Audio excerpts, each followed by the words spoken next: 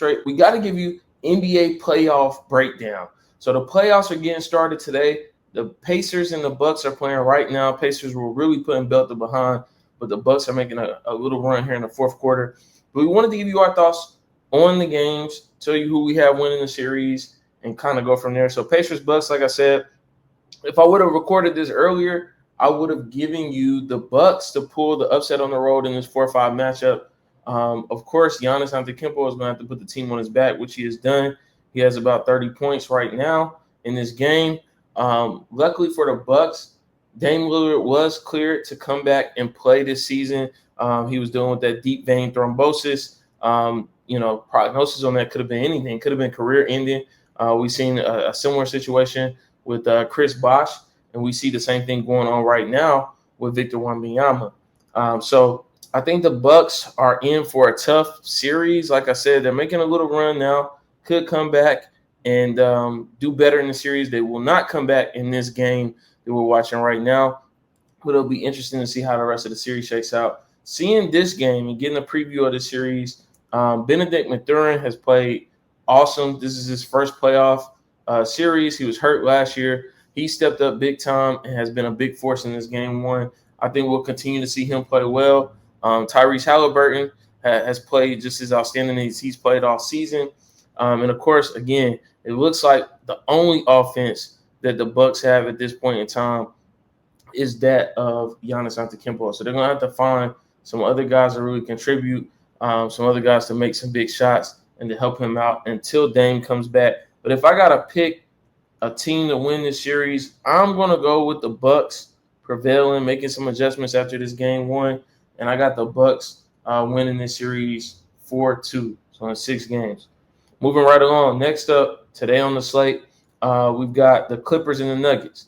Now, the Clippers come into this series winning 8 straight to finish the season off, finishing the season 9-1. Kawhi's healthy. James Harden is playing at an excellent level. They're playing great together. The Nuggets came into this game limping.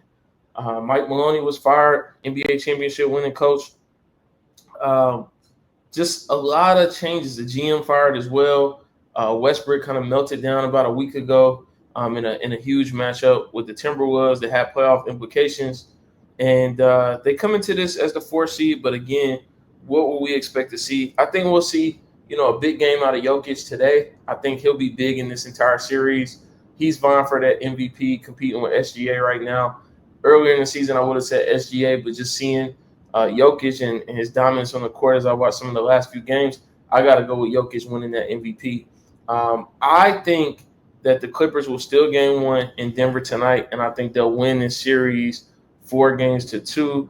Denver will have to go back to the drawing board after firing their coach. They will not win this series. So I got the Clippers winning the 4-5 matchup, which is always tricky when you think about NBA playoff series. Up next, we got the Knicks and the Pistons. This is the first time in 30 years that the Knicks are playing the Pistons in the playoffs since, I think, 1992. So actually a little more than 30 years. Detroit has won 3 straight against the Knicks. So they've dominated this series this year, 3-1 in favor of the Pistons. The Knicks have Jalen Brunson, who's healthy now. They've got Karl Anthony Towns. This team is stacked with talent, but it's going to be interesting to see if that translates. They needed to translate. The Knicks are in a win-now mode. Losing here to this young Detroit team would be devastating.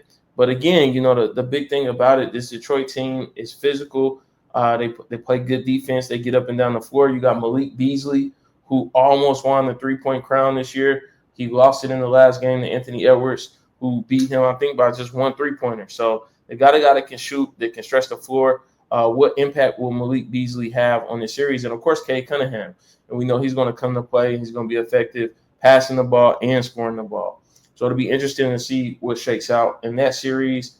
I'm going to take the Knicks winning this series 4-1. I think the Pistons are a great team, but they're still young. They still got a ways to go. We got the Knicks winning 4-1. Timberwolves Lakers, last matchup of this beautiful Saturday. Timberwolves coming to the playoffs 8-2 over the last 10 games. They won 3 straight. They really needed to step it up near the end of the season because they could have been in the play-in, but they did everything they could to avoid that, and they were successful in doing so. The Lakers, 6-4 the last 10 games. We saw glimpses of what the Lakers could be after the Luka trade. I don't think we've seen them at the apex just yet. Playoff Luka, 35, 10, and 8, somewhere around there are his averages. I think we see a big game from Luka in game one. I think LeBron beats Father Time out again. Of course, they're in a win now mode. I think we see some glimpses of Showtime in this matchup. We know what Anthony Edwards is going to do. Like I said, 3-point champion. He's going to shoot better than 40% in this series from three. He's going to give the Lakers all they have. The Timberwolves are a good defensive team with Julius Randle and Rudy Gobert. But I got to go Lakers.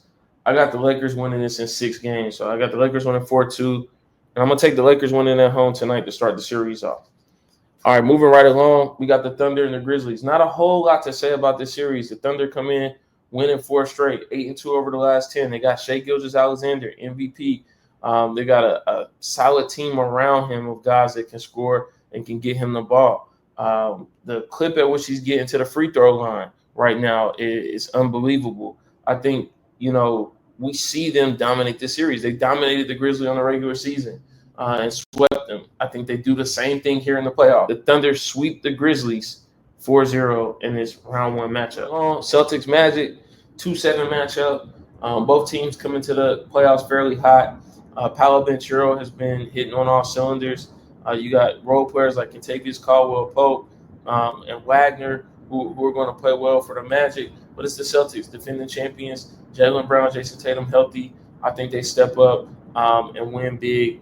And I think we see a gentleman's sweep. I think the Celtics win this one 4-1. The Magic are right on the cusp of being an elite team, very good basketball team, but it's just not their time yet.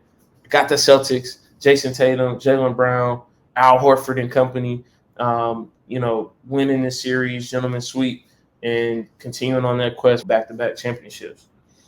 Cavaliers Heat 1-8 matchup in the East. Cavs lead the season series 2-1. A couple things to call out here. The Heat have played, a tough schedule here. They had to go to Chicago in the play-in. They beat Chicago. They went on the road to Atlanta. Had to play Atlanta to get into the playoffs, to get that 8 seed. They still doing business. Tyler Hero had a huge game. Davion Mitchell stepped up in overtime on Friday night to just hold off Trae Young and the Atlanta Hawks, who look like a promising young team as well, to make it to the playoffs. I think they'll do well in this series. Again, the Cavs are one of the best teams in the league, second best record, great home record. I don't see them winning any games in Cleveland, but I do think they could still win at home. So I got a gentleman's sweep in this series as well. I got the Cavs winning 4-1. Rockets Warriors to round out our playoff matchups. The Rockets are the 2 seed, Warriors are the 7 seed. That can be deceiving. The Warriors have been on a tear since they traded for Jimmy Butler. This combination of Jimmy Butler and Stephen Curry, we know what Jimmy Butler does in the playoffs. The averages are off the chart. He steps up big in these games. He did what he had to do for them to win in the play-in and beat the Grizzlies, secure that 7 seed. I think we see a lot more of that here. There was a little, back and forth between the Rockets, head coach Ime Udoka, Stephen Curry, just about a week ago. It was all good just a week ago, right? No, it wasn't. It wasn't good between these teams. There's a lot of beef. You got Dylan Brooks on one side who's liable to crash out at any given moment. Draymond Green, we know Draymond a crash out. We know what can happen. So it's going to be interesting to see if any one of them, gets kicked out of the game at some point in this series, gets suspended, anything like that. You never know with these two on the court at the same time. But I think this Warriors veteran team knows that the door was closing on them. Some might have thought the door was closed earlier in the season. They got Jimmy Butler. There's a new sense of excitement in Golden State right now. And I think that is enough to get them past this young Houston Rockets team who's going to run. They got weapons, Jalen Green, Fred VanVleet. I mentioned Dylan Brooks and what he does on the defensive end of the floor and also stretching the floor and shooting the three. But it's not going to be enough. It's not enough. I got the Warriors. Again, the Warriors are up on the season series 3-2. I got the Warriors winning this in 7. I think this series goes 7 games. The Warriors will defeat the Rockets in 7 games in Houston to move on in the playoffs.